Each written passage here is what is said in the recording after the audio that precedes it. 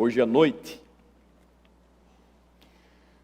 É um capítulo menor do que o primeiro, e o que vimos na semana passada se segue agora quando nós abordamos o capítulo 2. No capítulo 1, nós vamos encontrar o Senhor fazendo um censo das tribos em Israel, numerando-as.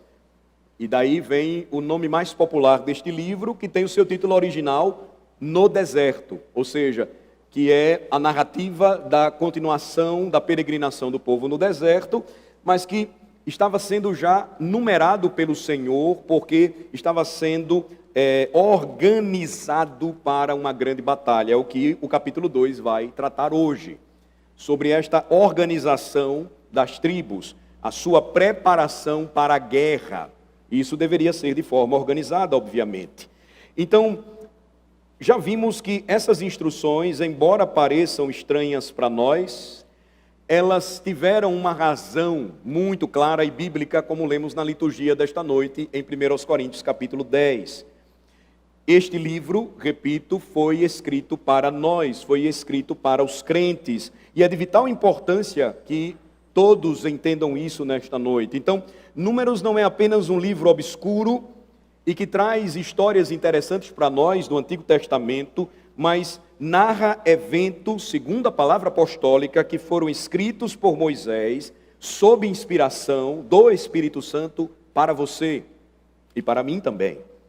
Isso não é uma dedução do pregador, isso não é uma implicação do que o livro ensina, mas isso é explicitamente o que o apóstolo Paulo diz em 1 Coríntios 10. Este livro é para você, é o que ele diz, este livro é para mim também.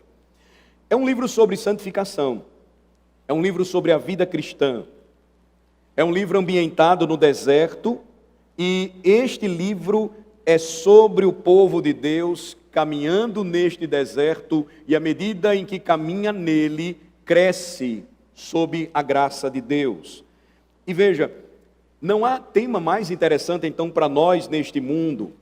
Nós vivemos em um mundo cansado, nós vivemos em um mundo caído, nós vivemos em um mundo cercado de tantas coisas ruins, nós vivemos em um mundo que por vezes é de partir o nosso próprio coração. E é justamente o objetivo deste livro nos ensinar que com o povo de Deus, ainda que passemos pelos desertos mais difíceis da nossa vida, Ele estará conosco, habitando em nosso meio, Ele estará no meio de nós.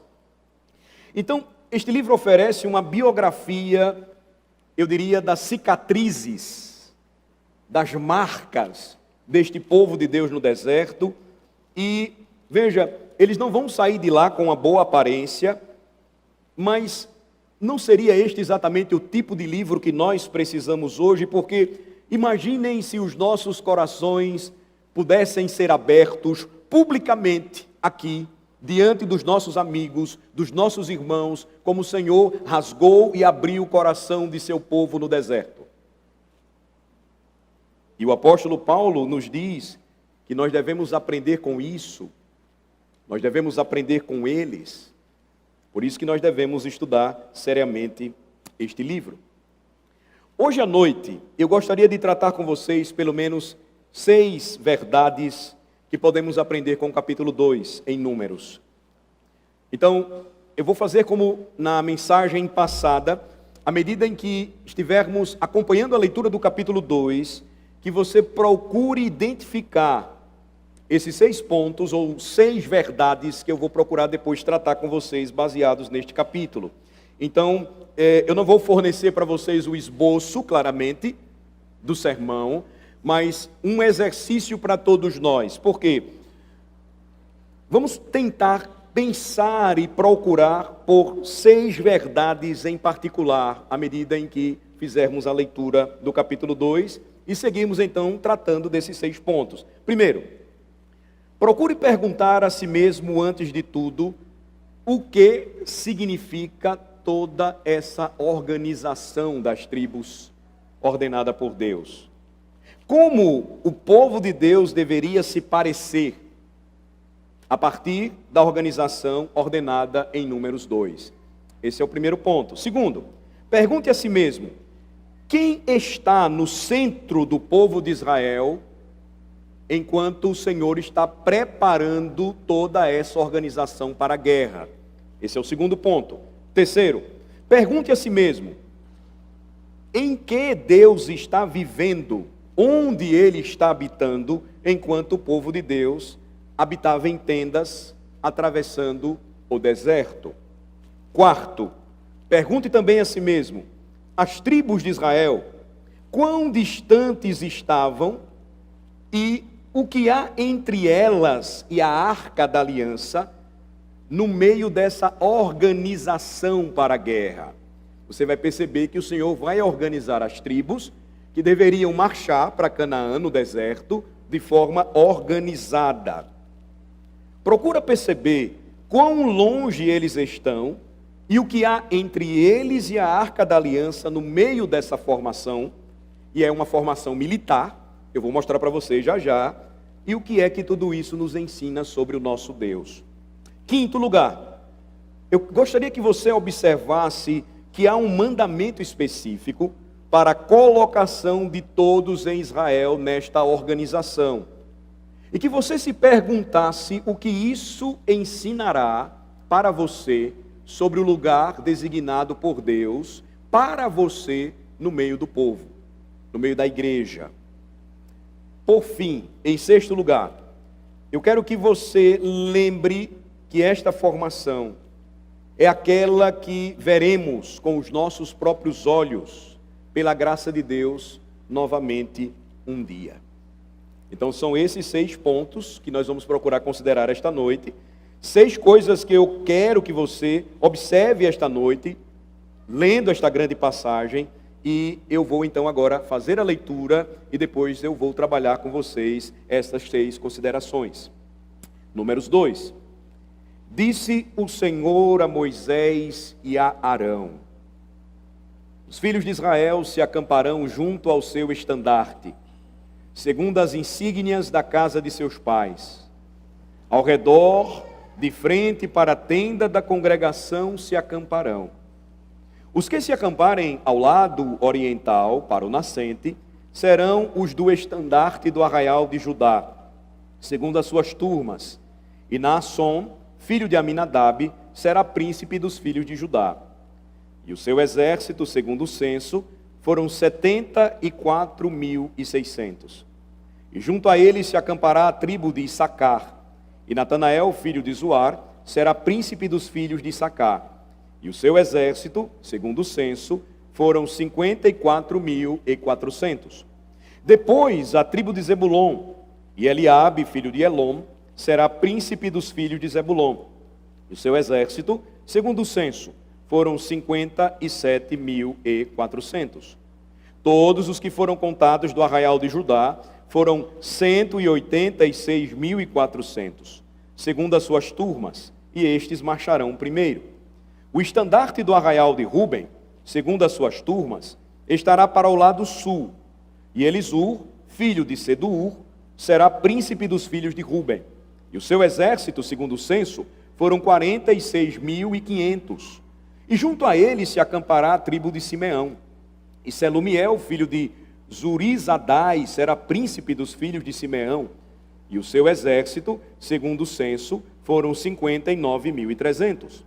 Depois a tribo de Gade, e Eliasaf, filho de Deuel, será príncipe dos filhos de Gade. E o seu exército, segundo o censo, foram 45.650.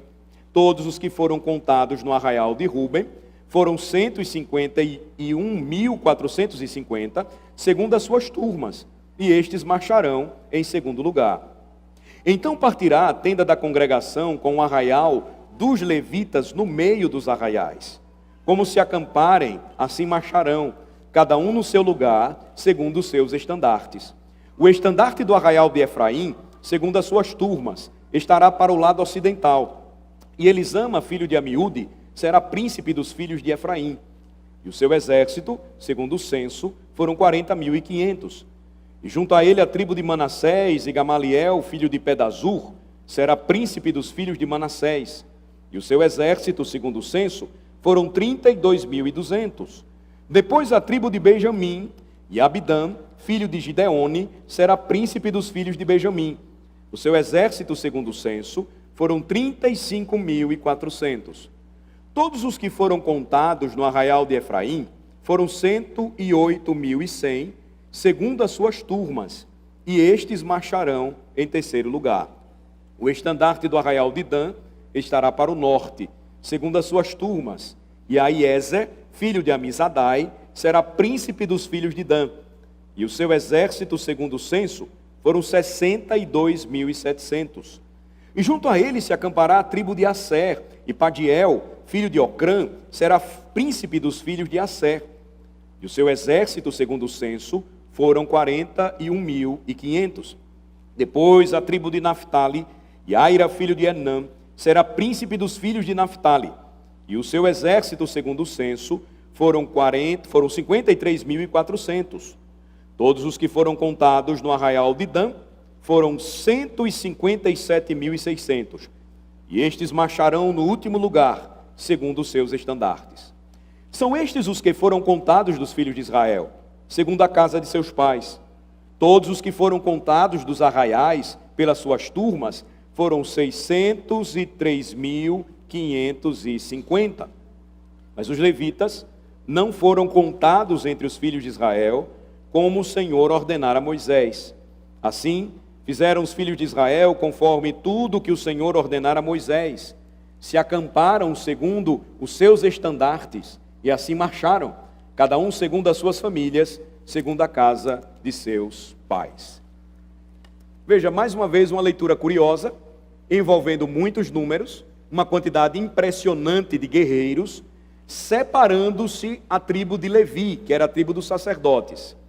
Então, vamos tentar considerar aqui o que tudo isso queria dizer, ou qual o seu significado. Primeiro, como as tribos elas foram organizadas? Essa é a primeira questão. Como eu disse a vocês introdutoriamente, as tribos de Israel, elas foram organizadas como um exército marchando para o combate. E aqui, irmãos, nós não temos simplesmente um símbolo, isso é literal. Neste caso, o Senhor estava organizando as suas tribos, colocando as tribos em posições estratégicas e preparando estas tribos para o combate. Você tem aqui o Senhor arregimentando o seu exército e preparando o seu exército para a batalha. Mas o ponto que precisamos entender é que o povo de Deus é um exército reunido para uma guerra muito maior do que qualquer batalha que possa travar contra os homens neste mundo. Então, antes de poder dar qualquer qualificação a isso, eu preciso contextualizar Números 2 com o que nós estamos vivendo em nossos dias. Existe uma outra grande religião no mundo que expressa a sua visão religiosa para os seus fiéis, dizendo que eles vivem neste mundo em termos de uma guerra santa. Eles chamam de jihad. Então, o que nós vamos aprender hoje e o porquê nós vamos aprender isso, inicialmente afirmo, não tem nada a ver com a jihad islâmica. Observe então, antes de tudo, repetidamente, uma frase que ocorre aqui. O Senhor vai dizer, e seu exército, ou por seus exércitos. Outras traduções usam, por suas companhias. E o que isso quer dizer e por que o Senhor repete esta frase? Ele está indicando a Moisés, ele está ordenando a Moisés fazer tudo isso em termos militares. Veja, esses termos são repetidos deliberadamente em Números 2, porque Moisés queria que tivéssemos a seguinte imagem. O povo de Deus, ele é organizado por ele neste mundo, desta mesma forma e precisa se enxergar desta mesma maneira, como um exército marchando em direção à terra da promessa. Esse não é um conceito, irmãos, apenas das escrituras do Antigo Testamento, mas também das escrituras do Novo Testamento. A ordem dada por Jesus, o seu grande comissionamento, envolve esta preparação para o combate.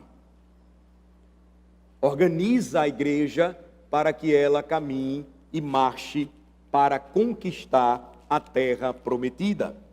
Então, eles estão aqui literalmente organizados por Deus, preparando suas famílias e organizando as suas tribos para uma grande batalha. Eles estavam sujeitos a ataques, emboscadas de inimigos no deserto.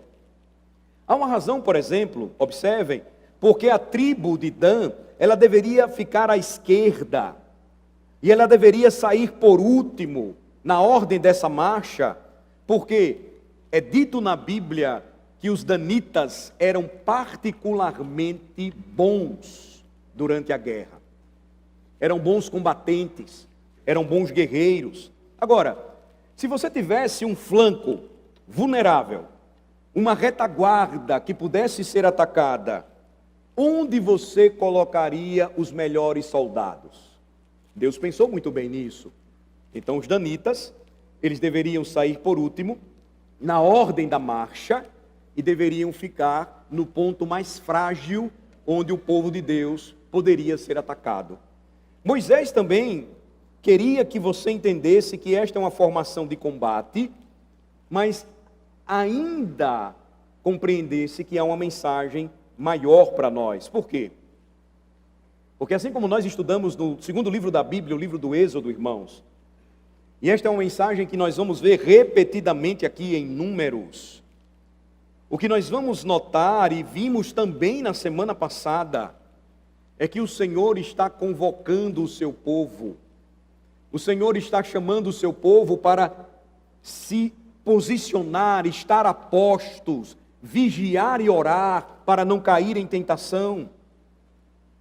A vida cristã simplesmente é uma vida de guerra, e nós somos chamados a, de forma organizada, compor o exército do Senhor.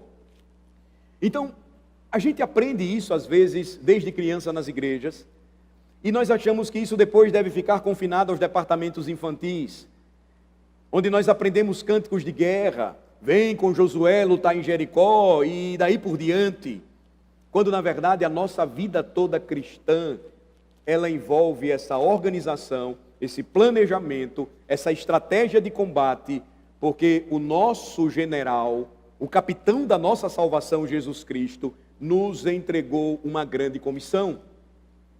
E nós temos um comprometimento com Ele. Nós precisamos assumir a nossa posição.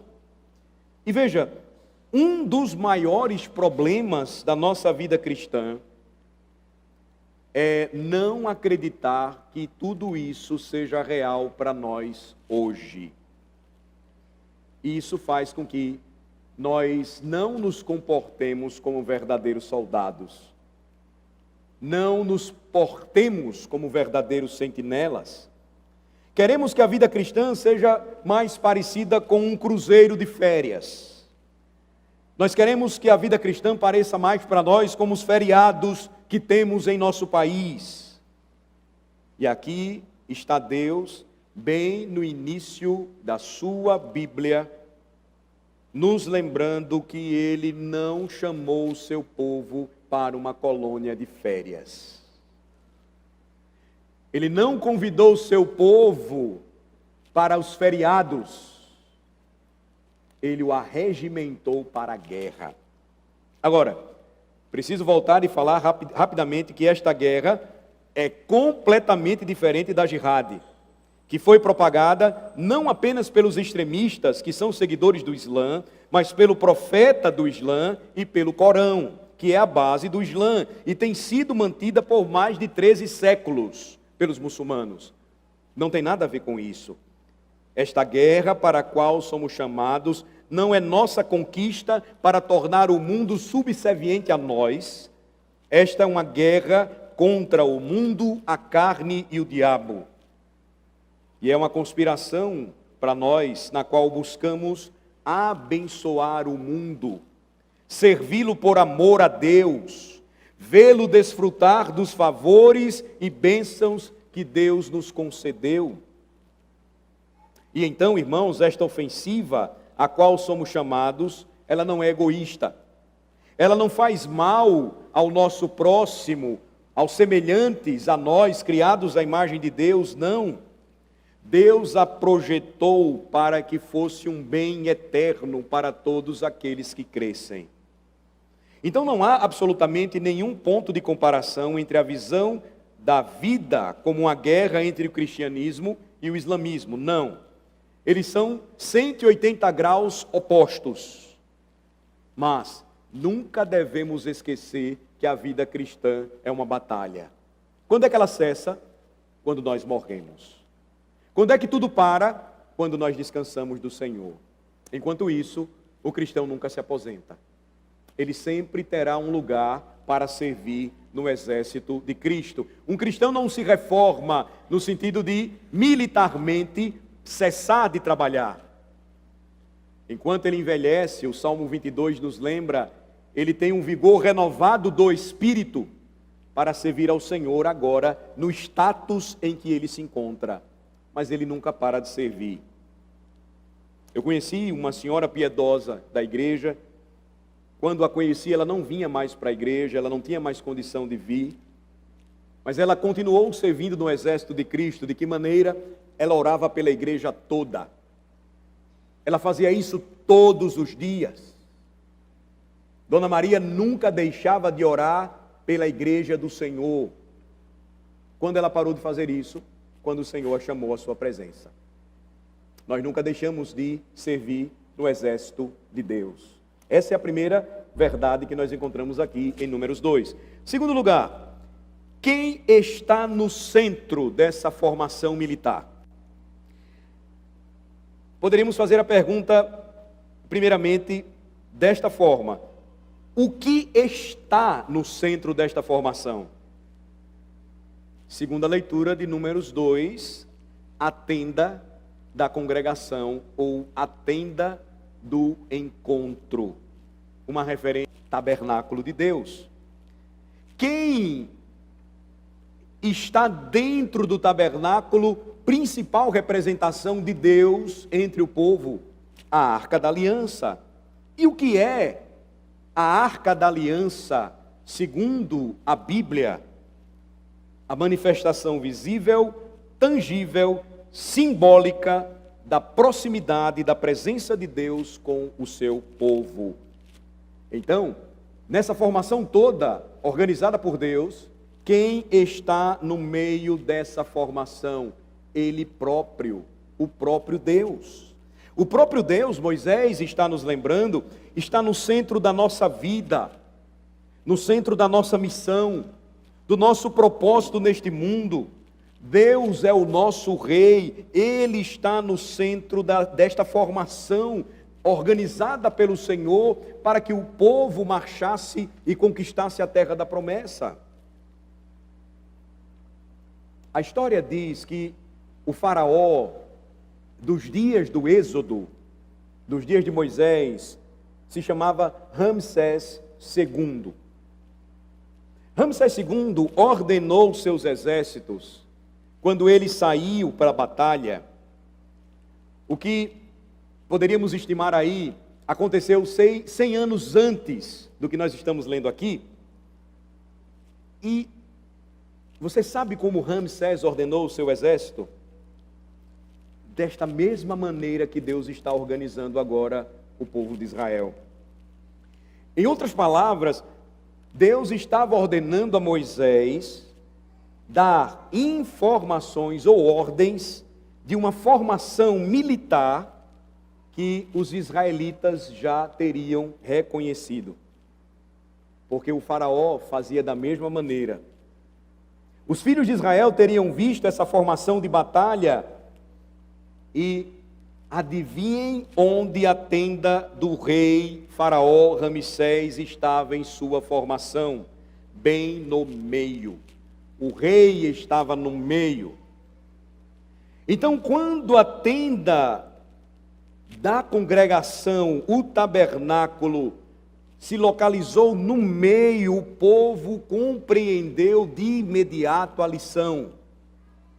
Nós vamos para a guerra, o Senhor está nos arregimentando, separando os homens aptos para o combate, e quem estará no meio de tudo isso?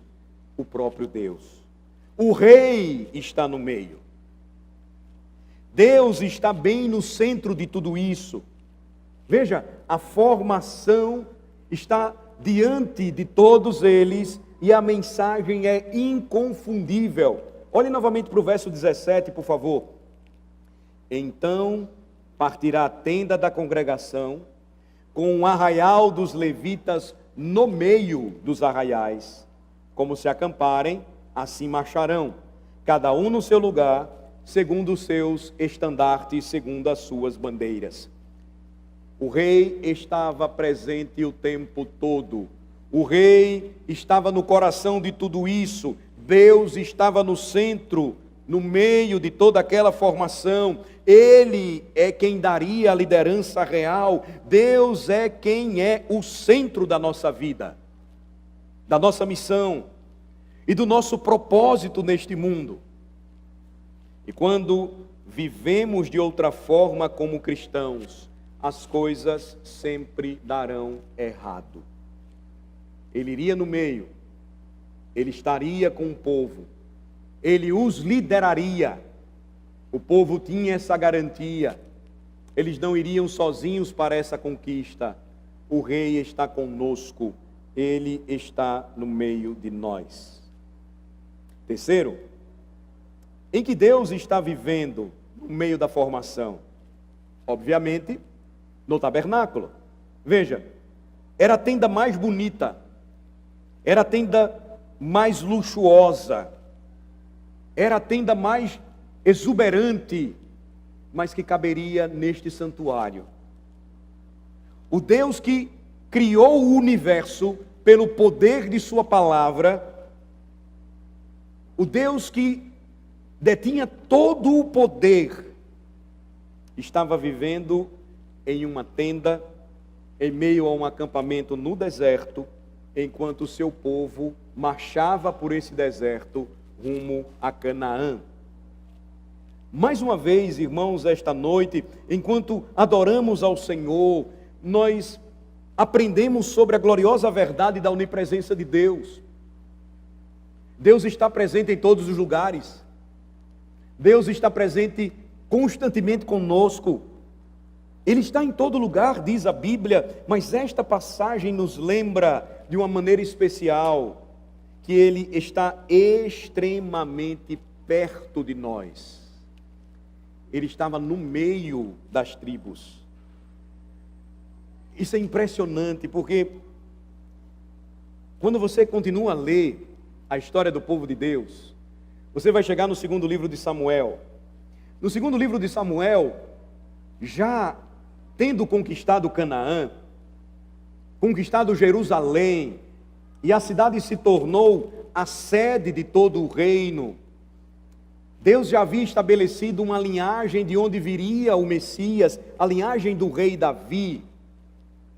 O segundo livro de Samuel diz que Davi, ele havia acabado de se mudar para Jerusalém e agora ele morava em seu novo palácio. E ele então olha pela janela e pela janela de seu palácio o que ele vê uma tenda. E ele sabe que é errado para ele, como um mero rei humano em Israel, viver em um palácio, enquanto lá fora, naquela tenda, está a arca da aliança de Deus. E então ele diz ao seu querido amigo, o profeta Natã: Natã, é errado para mim viver em um palácio? Eu não posso conceber isso, enquanto a arca da aliança de Deus está habitando em uma tenda, lá fora. Eu quero construir um palácio para Deus. Eu quero construir uma casa para Ele.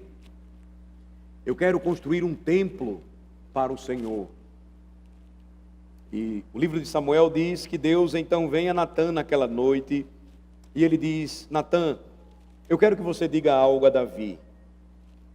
Talvez você lembre o que o Senhor disse a Natã. Ele disse: Davi, quando meu povo estava vagando pelo deserto em tendas, eu vivi em uma tenda com eles. Onde em todos esses anos eu já pedi a eles que me construíssem um palácio. Então você não precisa esperar até o Novo Testamento para que Deus se aproxime de seu povo, não. Veja, todo o ponto de Deus para Davi era este: quando meu povo estava no deserto em tendas, eu estava lá em uma tenda com eles, porque esse é o tipo de Deus que eu sou. Não peço ao meu povo para fazer o que eu não estou preparado para fazer com eles. E essa é uma verdade, irmãos, que não podemos nos dar ao luxo de esquecer nesta vida. Que quando esse diagnóstico chega e nós somos tentados a dizer: onde está Deus? A resposta vem: crente, eu estou ao seu lado. Eu estou no meio de vós. Eu estou com você até nos lugares mais obscuros, mais sombrios. Eu passarei com você pelo vale da sombra da morte, se possível for. Eu estou bem ao seu lado. Na verdade, a resposta da nova aliança para isso é: crente, você é o templo do Espírito Santo e eu habito em você. Nós nunca deveríamos fazer esta pergunta se nós conhecemos verdadeiramente o nosso Deus: Senhor, onde estás? Onde estou? Deus diria: você não deveria fazer essa pergunta a mim, porque eu habito no meio de vocês. Eu habito dentro de vocês. Eu não estou em algum lugar distante, eu estou bem aí, em você, com você.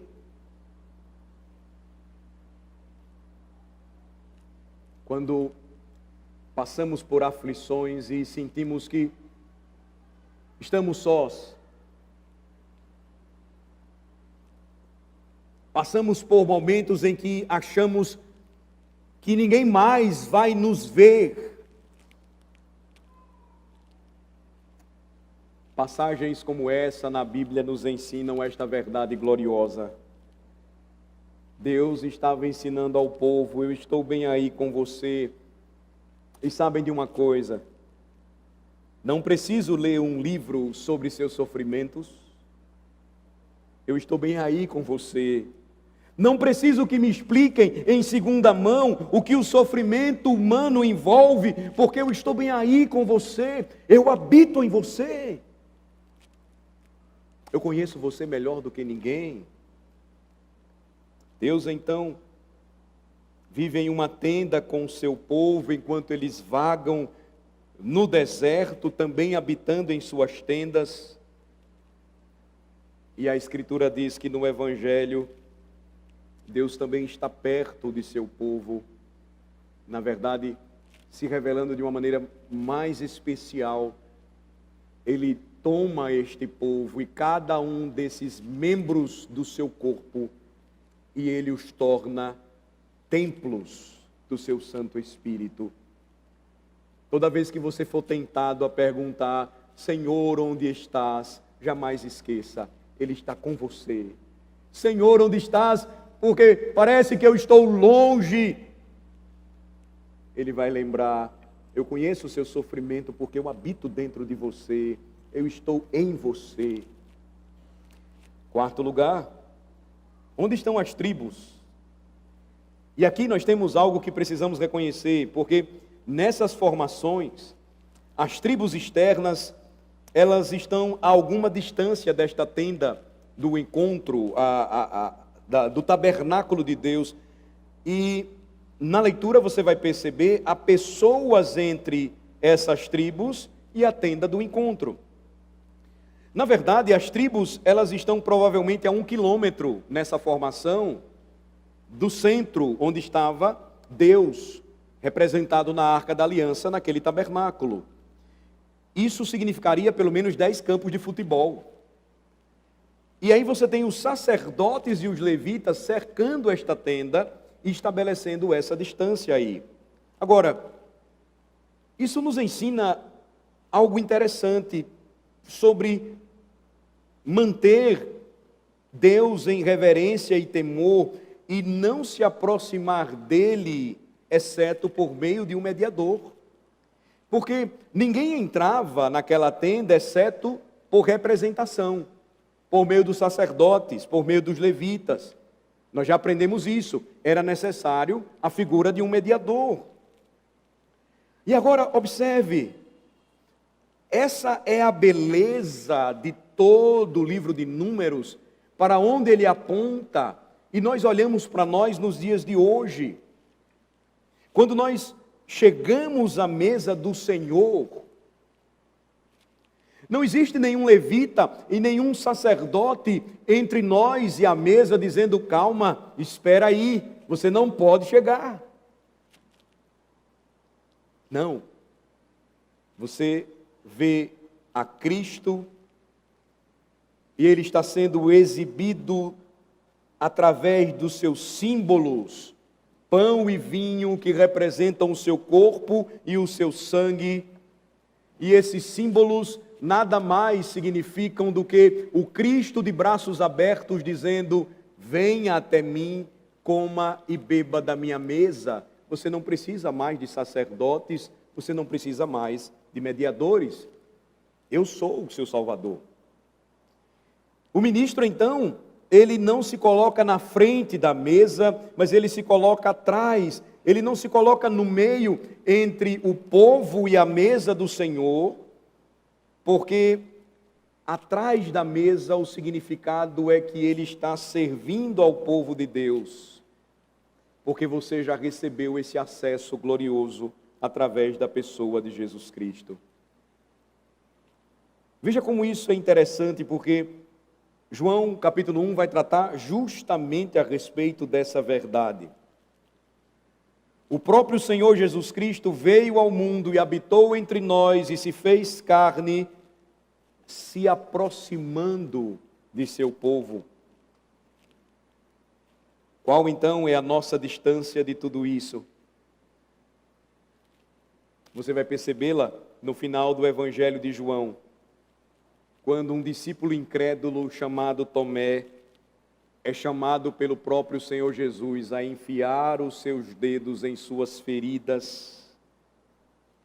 E assim o Senhor Jesus Cristo estaria ensinando qual é a sua distância das suas ovelhas. Venha, toque em mim, veja que sou eu mesmo, não seja incrédulo, mas crente. E é assim que o povo de Deus pode se chegar perto de Deus, ou perto do seu Senhor, por meio de Jesus Cristo. Sim, o texto vai dizer que o Senhor deve ser respeitado, honrado, reverenciado, admirado. Mas perceba como na nova aliança nós adquirimos privilégios que garantem que podemos nos aproximar mais, muito mais do nosso bendito Senhor, por meio de Jesus Cristo. O povo estava ali, organizado, mas a uma distância quilométrica, cercado de sacerdotes. Deus se fazia presente, mas eles não tinham a aproximação que hoje o exército de Cristo tem do seu comandante. Essa é a questão, essa é a verdade. É interessante, irmãos, quando você percebe a forma organizada como Deus prepara tudo isso, e Ele mostra como Ele estava sendo fiel a todas as promessas que Ele fez. O presbítero Márcio me lembrou, no final do sermão passado, que, contabilizando o número dos soldados, a quantidade era maior que a população de Aracaju, sem contar as cidades circunvizinhas. Era muita gente, era um exército muito grande, mas ao mesmo tempo só seria vitorioso se o Senhor estivesse no meio deles e eles estivessem habitando próximos ao Senhor e servissem ao Senhor como deveria, fizessem o que o Senhor estava mandando cada uma das tribos executar e fazer. Quinto lugar, Deus então vai designar o lugar para cada um deles. E do mesmo modo, Ele designou o lugar de cada um de nós, em seu povo, em sua família, em seu corpo que é a igreja. Números 2 nos mostra que a organização das tribos sugere uma precedência e uma decisão divina a respeito de suas várias funções e habilidades. Veja o versículo 9, por favor. Você vai perceber que Judá foi colocado, a tribo de Judá foi colocada em uma posição estratégica. Todos os que foram contados do arraial de Judá foram 186.400, segundo as suas turmas, e estes marcharão primeiro. A tribo de Judá foi colocada na vanguarda. Literalmente, na linguagem militar, Judá formaria a guarda avançada, a parte frontal desse exército, ou seja, os guerreiros que estariam à frente do combate. A pergunta é: onde mais esperaríamos que a tribo do leão de Judá estivesse, senão na vanguarda do exército do Senhor? Era aquele que iria primeiro, erguendo o seu estandarte, o poderoso leão da tribo de Judá, os primeiros no confronto contra os seus inimigos. E esta passagem, irmãos, ela nos traz um lembrete de um ensinamento do apóstolo Paulo sobre o que é o corpo de Cristo. Ele vai falar sobre isso na carta aos Romanos, ele vai tratar também sobre isso em 1 Coríntios. No Novo Testamento nós vamos aprender que no meio do povo de Deus sempre haverá um lugar para cada um de nós. Veja, não temos todos o mesmo trabalho, não temos todos as mesmas habilidades, a mesma precedência, não temos todos os mesmos dons, mas sempre haverá um lugar para cada um de nós. A igreja se perdeu muito nisso, entendendo que tudo deveria acontecer na adoração. Ela se perdeu. A democratização da adoração. Eu preciso fazer alguma coisa, eu tenho que fazer alguma coisa no culto. E se esqueceu que nem todos seriam designados para determinadas funções. Mas cada um de nós teria um lugar especial no corpo de Cristo, no exército de Deus. Eu poderia gastar tempo falando sobre isso aqui com os irmãos, mas eu posso ser breve em lembrar que a compreensão exata desse chamado fez com que os cristãos no passado realizassem muito mais obras do que nós vemos hoje. Eu repito, e eu vou falar até morrer, é inadmissível que uma igreja de 123 anos na cidade de Aracaju não tenha um asilo, não tenha um orfanato, não tenha um hospital, não tenha uma escola com tantas pessoas, tantos dons, tantos serviços. Para quem nós dedicamos isso? Com quem gastamos o nosso tempo, os nossos dias, a nossa saúde? Muitas vezes servindo ao Deus Estado. A tradição da igreja na prática de boas obras se perdeu e outras expressões religiosas assumiram e passaram a fazer muito bem, mas a vanguarda disso tudo sempre foi cristã. Por que razão? Para vaidade, ou orgulho, ou soberba? Absolutamente. Mas por uma compreensão clara da sua visão de mundo, que há um lugar para cada um de nós no corpo de Cristo, nós nos perdemos nisso. Nós passamos a assumir uma visão muito mais católica romana do que cristã protestante, e acreditamos que o serviço mais nobre seria aquele em que eu ia me dedicar ou me consagrar a alguma função religiosa. Lê do engano. No exército de Deus existem fortes braços para auxílio e apoio à tarefa de evangelização, quando nós nos dedicamos à prática de boas obras, em obediência a Cristo. Repito, é inadmissível que, com 123 anos de história, nós não temos deixado uma marca significativa em nossa capital aracajuana, com o potencial que nós temos. Com um potencial que nós temos porque o Senhor nos deu, através dos dons e talentos que Ele nos concedeu. O Senhor estava então organizando, e perceba, Ele estava fazendo isso com as tribos de Israel, segundo as suas habilidades. Judá na vanguarda, os danitas, que eram fortes guerreiros, na retaguarda, todos bem organizados a serviço e para cumprir os propósitos do Senhor. Sexto e último lugar, você vai perceber um dia essa formação novamente com os seus próprios olhos. Vá comigo para Apocalipse capítulo 21, por favor.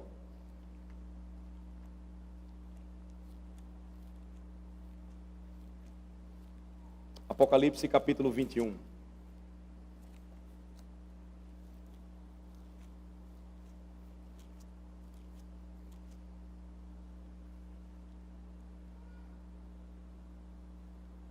A partir do versículo 9, você vai perceber que, na visão que João teve, ele vai descrever a Nova Jerusalém. Ela desce do céu. E veja como é dada a sua descrição. Qual é a sua formação? Então veio um dos 7 anjos que tem as 7 taças, cheias dos últimos 7 flagelos, e falou comigo dizendo: vem, mostrar-te-ei a noiva, a esposa do Cordeiro. E me transportou em espírito até uma grande e elevada montanha, e me mostrou a santa cidade Jerusalém, que descia do céu, da parte de Deus, a qual tem a glória de Deus. O seu fulgor era semelhante a uma pedra preciosíssima, como pedra de jaspe cristalina. Tinha grande e alta muralha, 12 portas, e junto às portas 12 anjos, e sobre elas nomes inscritos, que são os nomes das 12 tribos dos filhos de Israel. 3 portas se achavam a leste, 3 ao norte, 3 ao sul e 3 a oeste. A muralha da cidade tinha 12 fundamentos, e estavam sobre estes os 12 nomes dos 12 apóstolos do Cordeiro. Então você tem uma medição, e como a cidade é disposta? Ela é disposta como um quadrado, versos 15 e 16. Aquele que falava comigo tinha por medida uma vara de ouro para medir a cidade, as suas portas e a sua muralha. A cidade é quadrangular, de comprimento e larguras iguais, e mediu a cidade com a vara até 12.000 estádios. O seu comprimento, largura e altura são iguais. Mas então, observem, João vai notar algo realmente estranho sobre esta cidade. Ela não é como nenhuma Jerusalém que João já tinha visto antes. Veja o versículo 22, ele vai dizer o seguinte: a cidade não precisa do sol, nem da lua, para lhe darem claridade, pois a glória de Deus a iluminou, e o Cordeiro é a sua lâmpada. Números 2 aponta para algo que no futuro o povo de Deus veria novamente. Mas agora, desta vez, nenhuma tenda para esconder a glória do Senhor, nenhum templo para esconder a glória do Senhor, nenhum santo dos santos para esconder a glória do Senhor, mas o Senhor Todo-Poderoso e o Cordeiro estariam no meio da cidade, ou seja, estariam em nosso meio, e nós os veríamos em toda a sua glória. A compreensão exata do que João está se referindo acerca da Nova Jerusalém não é, como muitos acreditam, ser um apontamento final para o céu. Na verdade, nos dá uma ideia mais clara de que o céu não é esse local etéreo onde nós caminharemos sobre as nuvens, cercados de anjos tocando liras e harpas. A Nova Jerusalém é um cumprimento das profecias antigas, especificamente profecias de Isaías, dizendo que quando o Senhor, então, em sua glória, habitasse encarnadamente entre nós, no meio de seu povo, então a Nova Jerusalém, ela chegaria entre os homens. É uma referência primeira à noiva de Cristo. É assim que o versículo 9 inicia, falando sobre a Nova Jerusalém. É uma referência à igreja do Senhor, que cumprindo agora a sua missão, organizadamente em sua formação, marchando na batalha da fé, para conquistar os eleitos de Deus, saqueando as hordas malignas de Satanás, estabeleceria o reino de Cristo neste mundo até o seu retorno. Para esta cidade se dirigiriam as nações. Observem, verso 24. Elas andariam mediante a sua luz, os reis da terra lhe trariam a sua glória, as suas portas nunca mais se fechariam de dia, porque nela não haveria noite, nada imundo mais entraria nela, porque quem entrasse por ela seria curado pelo rei.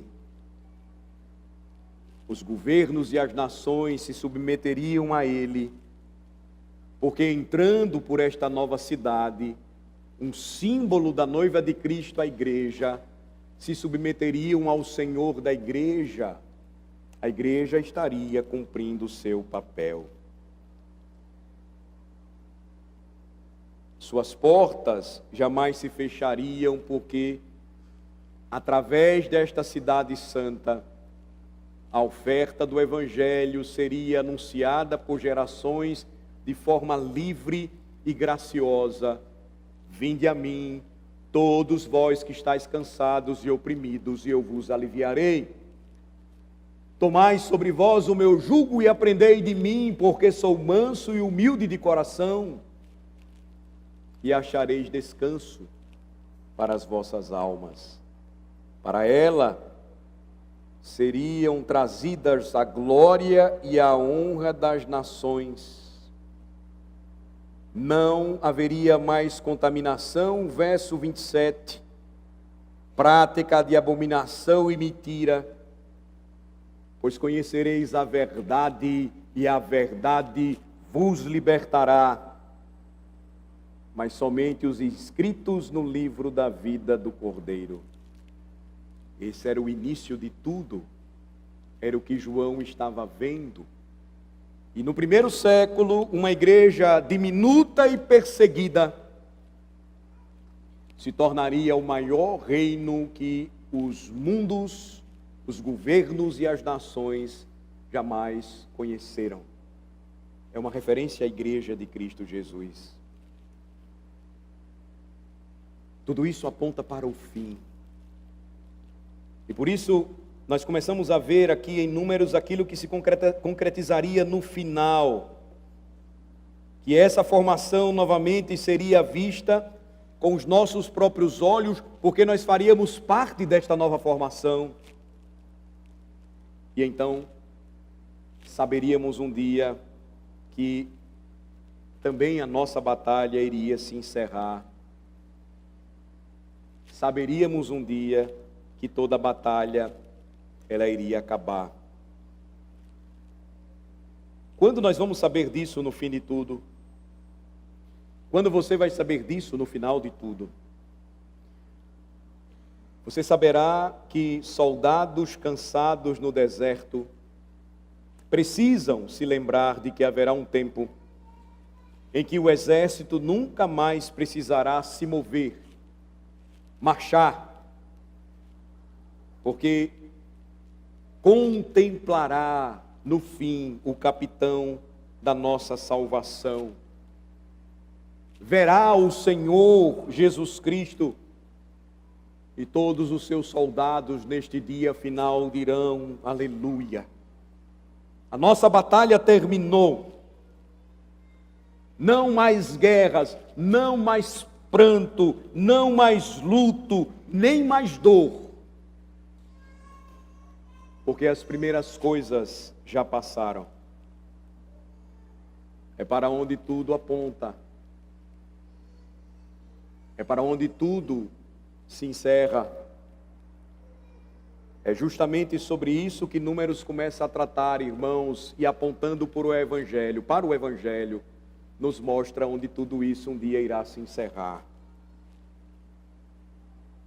Guardemos em nosso coração, então, tudo o que nós podemos extrair e entender quando Deus nos entrega um livro com lições importantes para a nossa santificação no deserto deste mundo.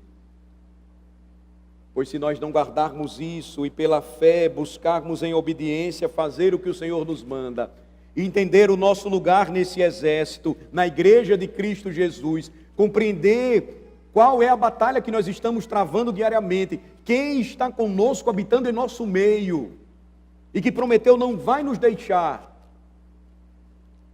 Se isso não estiver bem claro para nós, nós vamos continuar dizendo como os incrédulos: onde está Deus que eu não posso ver? Onde está Deus diante de tudo o que está acontecendo? Você pensará diferente, você considerará de forma diferente tudo o que você tem passado em sua vida e lembrará que o Senhor da sua alma, o grande comandante deste exército que é o povo de Deus, nunca hesitou. Jamais abandonou o seu povo, jamais deixou de guiá-lo, dirigi-lo, encorajá-lo, libertá-lo e santificá-lo no deserto desta vida. O povo de Deus continua em marcha. O Evangelho deve seguir sendo proclamado. É assim que nós aguardamos a volta de Cristo. E é desse modo que no dia final, quando a nossa batalha findar, nós então contemplaremos o fim de tudo e a glória eterna. Vamos orar. Senhor, nosso Deus e Pai, aplica a Tua palavra ao nosso coração. Aplica, Senhor Deus, as verdades ensinadas em Números e ampliadas à medida em que nós vemos para onde tudo isso indica nas Escrituras do Novo Testamento. Aplica tudo isso, Senhor, para o nosso conforto, para a nossa fé, em o nosso coração.